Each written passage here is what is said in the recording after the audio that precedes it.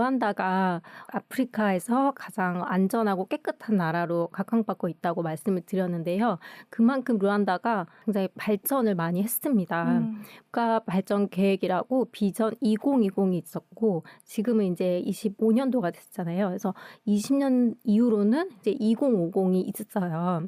그래서 이 발전 계획에 따라서 르완다가 중소득 국가에서 지금은 고소득 국가로 전환을 하려고 아주 노력을 하고 있습니다. 원래 빈곤 국가였는데 지금은 저소득 국가와 중저소득국 그 사이에 딱 걸쳐 있어요. 한 1인당 GDP가 한 1,000불에서 1,100 그 정도 사이로 되어 있고 앞으로 아마도 발전 가능성이 훨씬 클 것이다. 왜냐하면 경제 성장률이 굉장히 높기 때문에 네. 그렇게 예측을 하고 있습니다. 아까 말씀드렸던 경제 성장률인데요.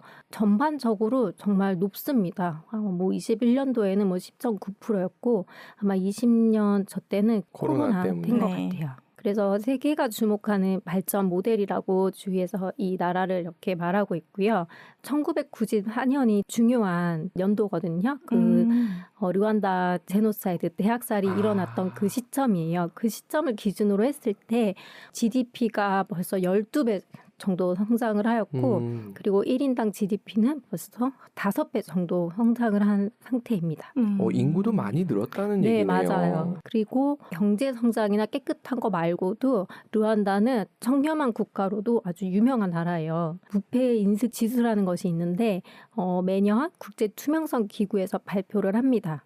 네, 2023년도 자료를 보면 이거는 우리나라에서 났던 기사예요. 우리나라가 슬프다. 이제 르완다보다도 낮은 한국 참여도를 한국은 이렇다 52위다. 근데 르완다가 그때 51위를 했거든요. 그러면서 우리나라에 이 기사가 난 적이 있습니다. 세상에. 제가 체코 가가지고 체코욕 많이 했는데 우리보다 낫네. 밀려. 와, 부끄럽습니다. 네. 그리고 르완다는 부패 인식 지수가 아프리카에서는 독보적이에요. 동아프리카에서는 1위고요. 아프리카 전체로 봤을 때는 세 번째로 높은 나라입니다.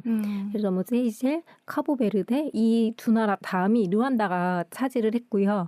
그리고 총 나라는 180개국 중에서 이 정도를 차지한 거예요. 그러면 왜 르완다는 이렇게 청렴도와 부패 척결에 진심인 걸까 보시면 아까 그 94년도에 르완다 대학살이 일어난 이후로 정부에서 국가를 재건하고 경제 성장을 하려고 굉장히 부단히 노력을 많이 해왔고 그거를 위한 씨앗 부패 척결이다 이렇게 말을 하고 있습니다. 싱가포르랑 비슷한 느낌을 주네요. 네, 그래서 아프리카의 싱가포르라고 부르고 있어요. 그렇구나. 이게 한 번에 딱 맞으면서 지각하는 어떤 시기가 있어야 사람들이 깨어나는가 봐요. 94년도에 다 깨어났군요. 그 이후로 이제 비극적인 사건이 있었기 때문에 이런 노력들을 해왔죠. 그래서 이 르완다에 가면은 이 조형물이 있습니다. 반부패를 상징하는 조형물인데요. 뭐 보통 오프남이라고 불려요. 네, 르완다 키갈리에 있고, 그러니까 이게 무슨 의미냐면 내 손에 숨길 것이 없다, 깨끗하다, 뭐 이런 의미도 있다고 해요. 그리고 19년도에 르완다에서 국제 반부패 우수상 시상식을 열었는데 그때 이제 공개된 조형물입니다. 제가 르완다를 조사하면서 이 르완다 관련된 인터넷 사이트를 들어가 봤는데요. 제가 많은 국가를 해본 건 아니지만 저희가 북아프리카 쭉 했었잖아요. 그 나라들에 비해 이 사이트들이 너무 정리가 잘 돼 있고 제가 원하는 자료들을 찾으려고 할 때 이렇게 들어가면은 깔끔하게 나와 있고 제가 받은 인상은 그랬어요. 그리고 이거는 이제 부패에 관련된 건데 그 옴부즈맨 오피스라는 게 있어요. 그래서 여기에 가면은 내가 부당한 일을 당했다거나 아니면 부패에 관련된 거를 여기에 익명으로 신고를 할 수가 있어요. 이런 사이트가 있고 또 여기에서는 이 부패 척결과 관련된 캠페인도 하고 있습니다. 아프리카의 싱가포르라고 불린다고 했는데요. 이 외신에서도 르완다에 관련된 기사를 많이 내는데 그때 주로 쓰는 단어가 바로 이렇게 싱가포르와 비교하는 내용이 많이 있습니다. 자기 싱가포르가 될 수 있을 것인가 그리고 뭐 아프리카의 싱가포르를 꿈꾸는 곳이 세 곳이 있는데 그중에 하나가 르완다다. 이런 기사도 있고요. 설문조사를 했었는데요. 24년도에 이 르완다가 1위를 차지했습니다. 압도적인 수치가 나왔죠. 실제로 루안다에 가면은 이게 수도 키갈리인데요. 이게 지금 사진을 찍으려고 청소해 놓은 게 아니에요. 원래 이렇게 깨끗해요. 그래서 이렇게 깨끗한 도시로도 아주 유명한 곳입니다. 그리고 이제 우리나라에는 이 정도까지는 하진 않는데 루안다는 일회용 플라스틱 제품을 금지하고 있습니다. 원래는 이제 일회용 플라스틱 제품은 아니었고요. 이제 비닐봉지만 2008년도에 법을 제정해서 이거를 금지를 시켰어요. 그런데 이거를 2019년도에 강화를 한 거죠. 법을 개정을 해서 일회용과 관련된 제품들을 쓸 수 없게 법으로 딱 지정을 했고 벌금을 보시면은 꽤 높습니다. 아까 전에 1인당 GDP가 1,000불 내외였잖아요. 근데 벌금이 사용했을 때 최고 110불, 판매했을 때는 또 300불 넘어가고 제조를 하면은 또 징역까지 당할 수 있습니다. 거의 뭐 한 달치 월급 내놔라 이거네요. 그래서 2008년도에는 생분해성 비닐만 쓸 수 있었고요.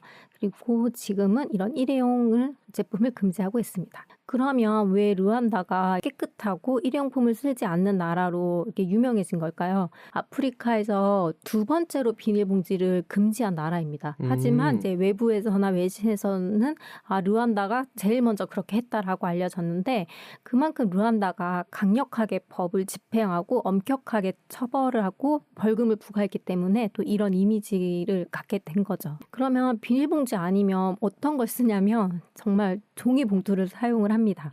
저렇게 시장 가면은 다 종이봉투를 쓰고요. 비닐 포대자루 있잖아요. 네. 그걸로 만든 가방을 이제 여러 번 사용을 한다고 해요. 그래서 가면은 저렇게 여러 번 쓸 수 있는 거를 사용을 하고 시장에 가면 또 그 비닐 포대로 만든 가방들을 장을 받아서 다니고 합니다. 사실 아프리카 일부 몇 개국만 금지를 하고 있는 건 아니고요. 이 비닐봉지를 금지하는 나라가 무려 34개 국가나 됩니다. 그 지도의 서쪽, 동남쪽 이 지역은 다 금지를 하고 있고 전면 금지한 나라들이 있는데 뭐 나이지리아나 케냐 이런 나라들은 또 진심이에요. 그래서 만약에 우리가 이 나라에 관광을 가게 된다 하면은 이 비닐봉지 가져가면 안 되고 특히 루안다는 공항에서 다 압수를 합니다. 공항에 들어가자마자. 그렇다고 이 비닐봉지를 우리가 아예 안 쓸 수는 없잖아요. 그래서 이 환경관리청의 가이드라인에 따라서 나 쓰게 허락해줘 하고 이렇게 허가를 받습니다. 가이드라인 이런 것도 너무 찾기가 쉬웠어요. 루안다. 예외적으로 이 일회용품을 사용할 수 있는 허가를 받을 수가 있는데요. 뭐 의료용이나 이런 거는 다회용으로 사용할 수 없잖아요. 그렇죠. 뭐 주사기나 뭐 수액백이나 뭐 이런 것들 아니면은 식품에 관련된 포장 그리고 뭐 과학을 연구할 때 있을 때는 꼭 어쩔 수 없이 일회용품을 써야 된다. 이럴 때는 허가를 받고 승인을 받아서 사용할 수 있고요. 수출용은 또 일회용 안 쓸 수 없잖아요. 그런 거. 그리고 대체 포장지가 없을 경우 이런 경우에 허가를 또 해줍니다. 유두리가 없는 건 아니네요.